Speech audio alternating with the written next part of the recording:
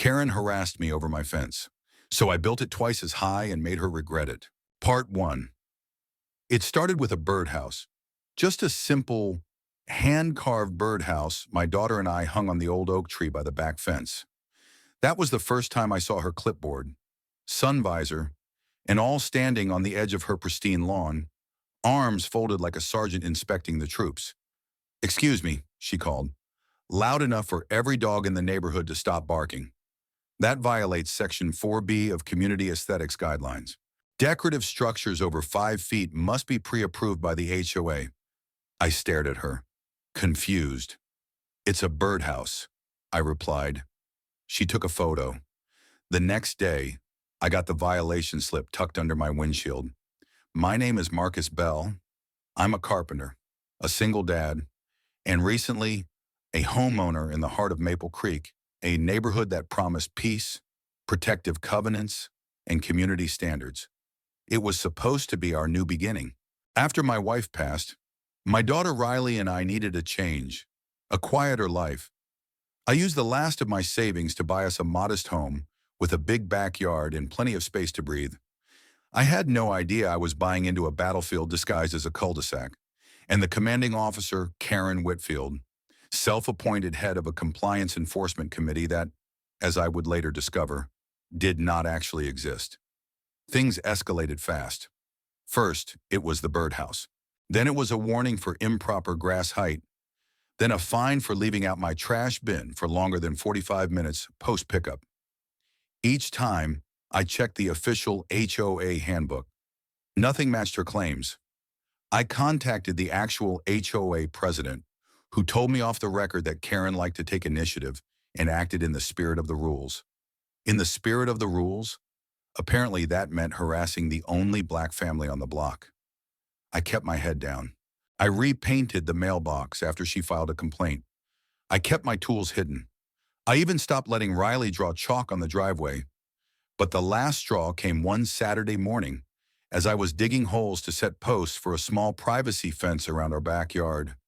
"Stop right there," she yelled, crossing over the property line like it was Normandy. I stood up, wiping sweat off my brow. "Karen, I have a permit. The city approved the fence. It's going on my property." She shoved her clipboard in my face. "The HOA allows a maximum height of 4 feet. Yours is 6. I measured. It's a visual obstruction. That's not what the bylaws say. Maybe not in your copy." That night, I found spray paint along the bottom of my unfinished fence. "Violation," it said, in red block letters. I took photos. I filed a report. Nothing came of it. So I stopped trying to play by Karen's rules.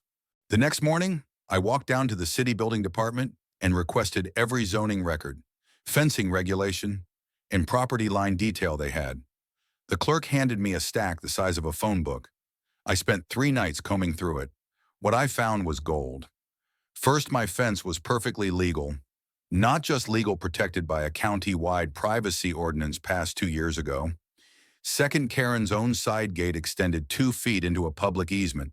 Third, the HOA hadn't filed their annual board election paperwork in 3 years, meaning they were in technical violation of their own charter. I could have gone nuclear right then, but I had a better idea.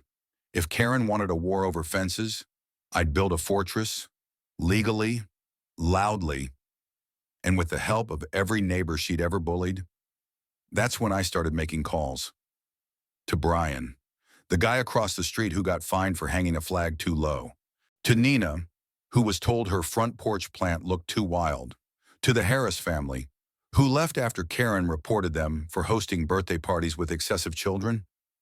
They all had stories, some worse than mine. One woman broke down crying on my porch, saying she'd felt like a prisoner in her own home. We met in my garage 2 nights later.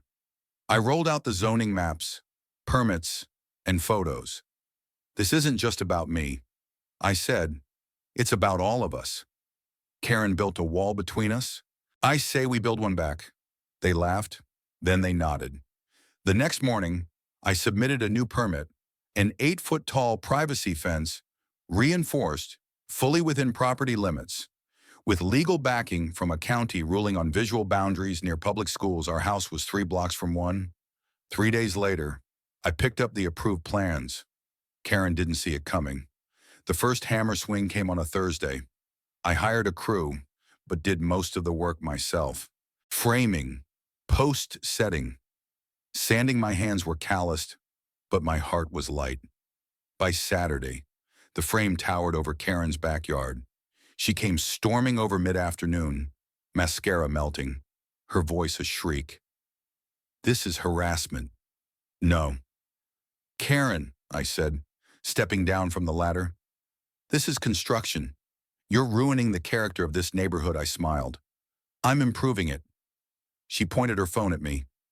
"I'll have you fined, sued, removed." I pointed back at my official permit, stapled right to the oak. "You'll have to talk to the city." Then I turned back to work. She escalated. Of course. She called the HOA, the county inspector, the police, but the permit held. I built the wall, and behind it, something else began to rise. Hope. Part 2. You learn a lot about a person when they go from smug to desperate. Karen Whitfield wasn't just angry about the fence she was unraveling. By Monday morning, she'd filed an official complaint with the HOA. 2 hours later, she marched to city zoning with a folder of evidence that my fence was causing emotional distress. She claimed it violated the character of the neighborhood, that it cast a hostile shadow, that it was a clear act of retaliation. They scanned her documents, stamped them, filed them under public comments, non-compliant.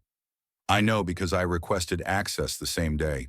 Her case was thinner than a lawn rake handle. But the thing about people like Karen, they don't give up because they're right. They double down because they think they are the rules. The fence was now 8 feet tall, solid cedar, stained with a deep golden brown that shone in the sun. Neighbors came by to admire it, some even offered to help finish the trim. I noticed Karen had started closing her blinds during the day. But I wasn't finished. Karen had exposed a larger rot not just in the HOA, but in the entire culture it created: fear-based compliance, favoritism, whisper networks. So I went deeper. I filed a Freedom of Information Act request with the county clerk for HOA filings, board meeting notes, and election records. Some were public, some not so much. But as a legal homeowner, I had rights. What I got back floored me. No election had been held in 5 years. Karen had never held an official position. The actual president had moved to Florida 3 years ago and left Karen to handle things informally. And most importantly, the HOA was in technical default. That meant all the fines, all the letters, all the violations were unenforceable. They had no legal standing, and Karen had no authority. I documented everything, created a folder labeled Operation Truth Fence, inside screenshots of her fake warnings, video from Ring cameras, recordings of her harassing other neighbors, and official correspondence from the city validating my fence and invalidating hers. But the best piece, a notarized affidavit from a former board member, stating that Karen had forged meeting minutes and submitted disciplinary warnings using a stamp she had stolen from the original treasurer. I nearly laughed out loud, but instead, I got strategic.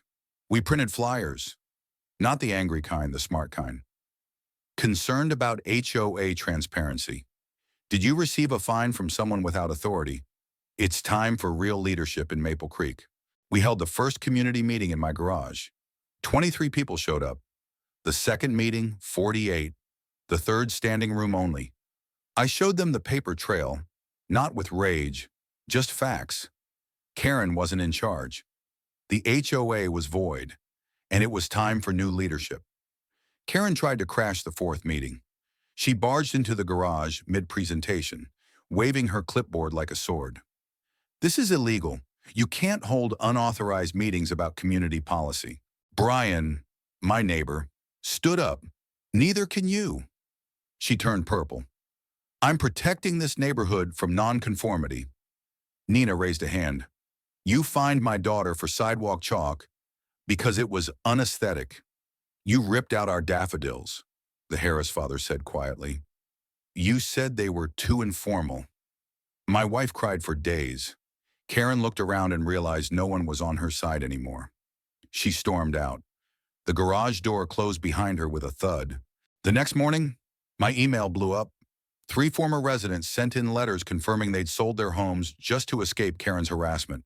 One even sued her years ago and settled under NDA. I didn't care about revenge. I cared about exposure. So I compiled everything, formatted it cleanly, presented it to a local real estate law firm I'd worked with once, asking if they'd help pro bono. Turns out, one of the partners lived nearby. He'd had a run-in with Karen over a recycling bin. He joined immediately. Then came the moment that changed everything. We filed for a full community-wide revote of the HOA board. Legally, we needed 30% of homeowners to sign a petition. We got 73% in 4 days. Karen tried to challenge the signatures. But when the property management company saw our documentation and realized Karen had been posing as an elected official for 5 years, they issued an emergency freeze on all current HOA enforcement. Karen lost her grip, but she wasn't done yet. That weekend, I found my front fence smeared with black paint, liar in jagged, uneven strokes. Riley saw it first. She didn't cry, she just stared at it, then looked at me and said, "It doesn't match the stain." I chuckled, but inside my hands were shaking. I called the police, filed the report, showed them security footage. You could see Karen in the early morning hours, hoodie up, paint can in hand. She was arrested that afternoon. The neighborhood split in two for a moment. Some still defended her, said she was just trying to preserve order. Others quietly said they were relieved. But what mattered was the silence. For the first time in years, Karen was quiet. No patrols, no notes, no shrieking across lawns, just quiet. We voted in a new HOA board 2 weeks later. I wasn't on it, didn't need to be, but Nina was, and Brian, and the Harris mother, who smiled for the first time in months. They passed 3 new bylaws in their first week. All official warnings must come from verified board communication. Residents can appeal any citation to a neutral third party. No HOA agent may enter private property without written consent. Karen's house went up for sale shortly after. The listing agent was a friend of mine. She said Karen refused to take down her fake HOA director plaque even during showings. No one made an offer. After 3 months, she left quietly in the middle of the night. The next morning, someone hung a small sign on her front yard. "Respect grows where fear is pulled out by the root," and my fence. Still standing, still legal, still twice as high. Not just because I wanted privacy, but because I wanted a line clear, unmovable, and strong enough to say, "You don't get to decide who belongs here." Part 3. When I first moved into Maple Creek, there was this old oak at the back of my lot, massive thin branches like arms reaching toward the sky, trunk thick enough that Riley once asked if it was hollow and hiding something inside. It became our family tree. We hung lanterns from it, built a swing, buried a time capsule beneath it with a picture of her mom inside. Karen hated it. She called it an eyesore, a liability, and once even an attractant for urban rodents. She tried to say the roots crossed onto her property, that the swing posed a safety hazard. She even had the audacity to suggest that I cut it down for community cohesion. But that oak tree wasn't just bark and branches. It was the only thing that stayed standing through everything. And in the end, it became the symbol of something much bigger. After Karen's arrest, most of us thought the fight was over. But people like her don't go quietly, not without fire. She made bail the next day. I didn't see her in person, but I knew. The tension in the air changed tight again, stiff, like a bow pulled back and ready to snap. The HOA board had officially voted to dissolve her citations and reinstate all residents who'd been disciplined under her pretend laws. But Karen had one last card to play, and she played it dirty. One morning, I woke up to chainsaws. Not from a city crew, not from any landscaper I hired, from Karen. In the gray light of dawn, she stood on the border between our yards, 2 hired workers revving chainsaws, eyeing my oak tree. I ran out barefoot, shirtless, and furious. "Turn those off," I yelled. "That tree is on my property." Karen turned, her eyes wild. "The roots violate code. Your permit expired. I'm just protecting what's left of this neighborhood." The men looked unsure. I ran for the deed I kept in a folder by the door with my plat map. The tree was 3 feet inside my lot. "Touch that tree," I said, holding it up, "and I'll have you both charged with destruction of private property." One of the workers backed away. The other stared at the ground. Karen screamed, "This is why this community is falling apart. Because of people like him, I didn't raise my voice. I didn't move toward her. I just pointed to the oak and said, 'That tree has stood longer than this neighborhood. You won't be the one to bring it down.'" She left, but not for long. That night, someone set fire to my back fence. Neighbors rushed out with garden hoses and extinguishers. The flames licked up the cedar slats like kindling, scarring half the western side. My daughter screamed when she saw the smoke. The fire department ruled it arson. No camera caught it, but we all knew. Karen hadn't just lost power, she'd lost control. And now, she was trying to destroy the symbol of everything she couldn't rule. I stayed up that whole night under the tree. I didn't sleep. The next day, the neighborhood changed, not just in whispers, but in action. Nina's husband started rebuilding the fence with me. The Harris family brought over pizza and cold drinks. Teenagers I didn't even know offered to sand down the charred panels. That Sunday, the newly formed HOA board held a special vote. Should the neighborhood press charges against Karen Whitfield for harassment, vandalism, impersonation, and endangerment? Every hand went up, even the ones who'd once supported her. We gathered under the oak that evening, 45 of us, from toddlers to retirees. Riley helped hang solar lights from its lowest branches. "This feels like something out of a movie," she said quietly. "It is," I replied. "And we're the ones writing it." She smiled. "Then let's give it a good ending." The next morning, I filed the final motion, backed by 45 affidavits, security footage, records of property violations, and testimony from 3 former board members.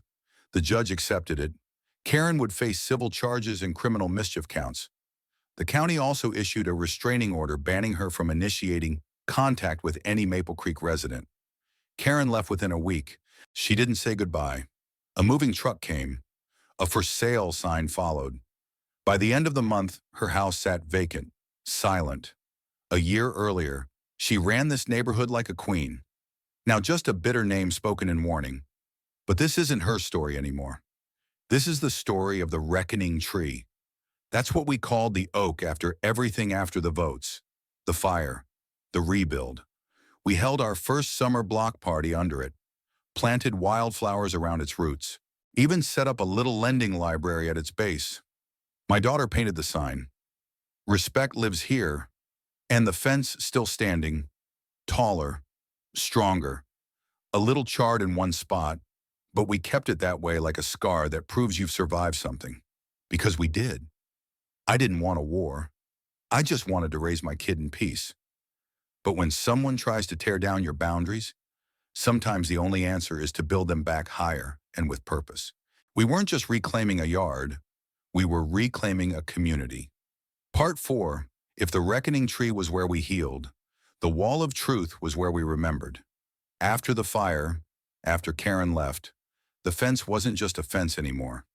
It was a statement, a symbol of what happens when people stop whispering and start standing up. That charred section, we never replaced it. Instead, Riley had an idea. One night over dinner, she looked up from her sketch pad and said, "What if we turned it into something real, something permanent?" I asked her what she meant. She flipped the page. There, in colored pencil, was a mural, a mosaic of all the families in the neighborhood, smiling under the branches of the oak tree. In the background, the tall fence. But this time, it had writing on it, quotes, stories, names. "It's not just our wall anymore. Dad," she said, "it belongs to everyone she hurt. Everyone who stayed."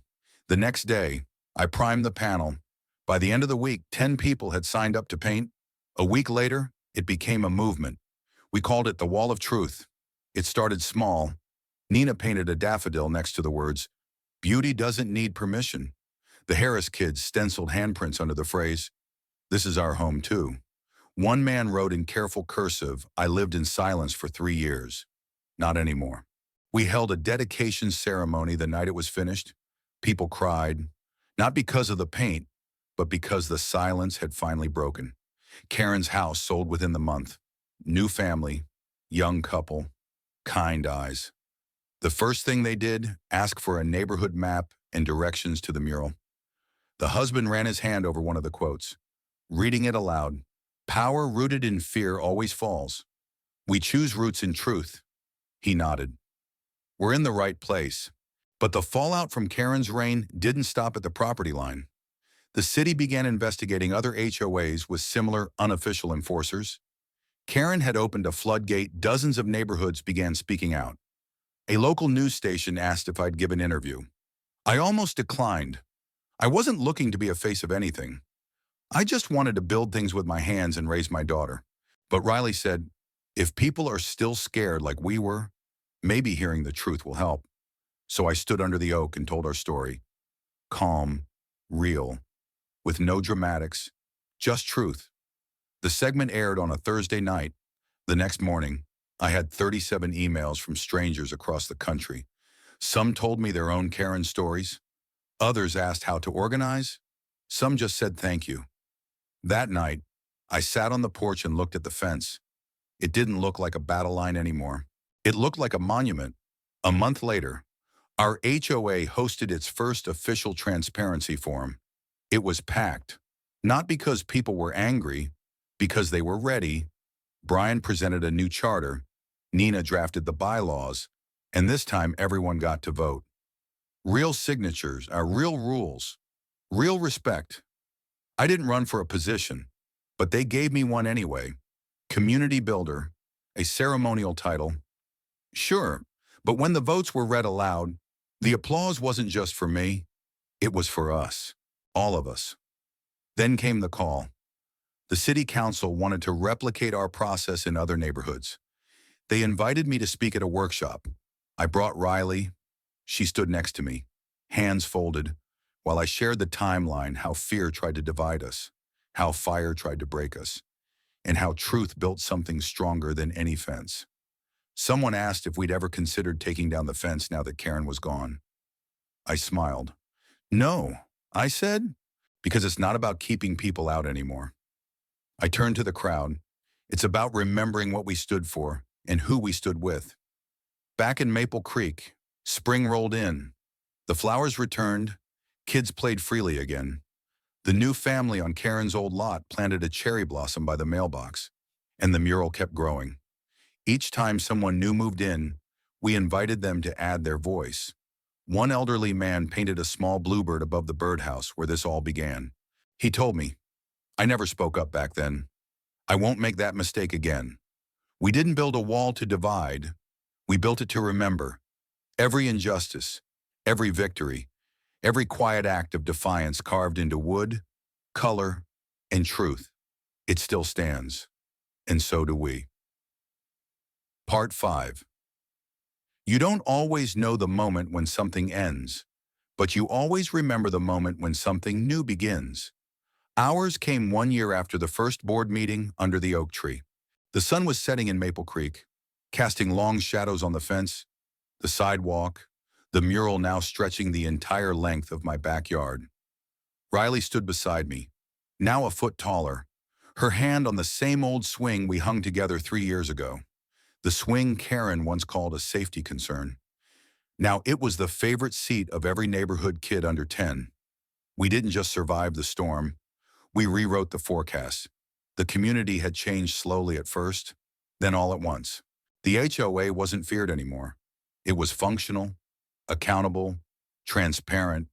The bylaws were rewritten in plain English. Meetings were streamed online. A neighborhood inclusion committee was created, not to enforce but to welcome. One of their first acts, creating a welcome box for every new resident, a loaf of fresh bread from Nina's bakery, a potted daffodil, a handmade wooden plaque that read, "You belong here." Riley designed it. I carved it. It was her idea to call it the new standard. That name caught on soon. The new standard wasn't just a slogan, it was a movement. People from other neighborhoods visited to study what we'd done. They walked the mural, toured the community center we refurbished, read the story, etched on a plaque near the tree in this place. A fence divided, but people united, and that made all the difference. The city gave us a Civic Engagement Award. The mayor visited on Founders Day and asked if we'd consider running a model program citywide. I smiled and said, "We're just carpenters and teachers and parents. But if you want a blueprint, we've got one." And Karen, no one heard from her again. The last we saw of her was a blurry photograph in the county court record. She paid her restitution quietly, lost the right to serve on any HOA board in the state. Her name faded until it was only spoken as a warning, not in anger. In resolve, I'm not letting another Karen situation happen here, people would say, and that was enough. One fall afternoon, Riley and I walked past the fence. She stopped suddenly, looking at a blank panel. "Can I add something?" she asked. I handed her a brush. She painted slowly, deliberately, her words in white. "We don't just build higher walls, we build better bridges." I stepped back and read it twice. That's when I knew. We weren't just rebuilding after conflict. We were defining a new foundation, one rooted in equity, truth, and strength without cruelty. A standard that didn't shrink from difference, but made space for it. That night, our porch was full. Nina brought warm cinnamon bread. The Harris kids played cards with Riley. Brian laughed louder than he had in months. Someone toasted, "To fences that protect, not divide." And someone else added, "To neighbors who show up when it matters." I watched the lights twinkle under the oak tree, felt the cool breeze drift off the fence, and thought back to that first violation slip, the birdhouse, the ridiculous start of something that had almost broken us. But instead, it built us. I'm still a carpenter, still a father, but now I'm also something else. I'm a builder of community. And I've learned that the strongest structure isn't made from wood or nails or concrete. It's made from people who refuse to be silent when someone draws a line they were never meant to cross. So here's to tall fences and open doors and the courage to say, "We belong." The end.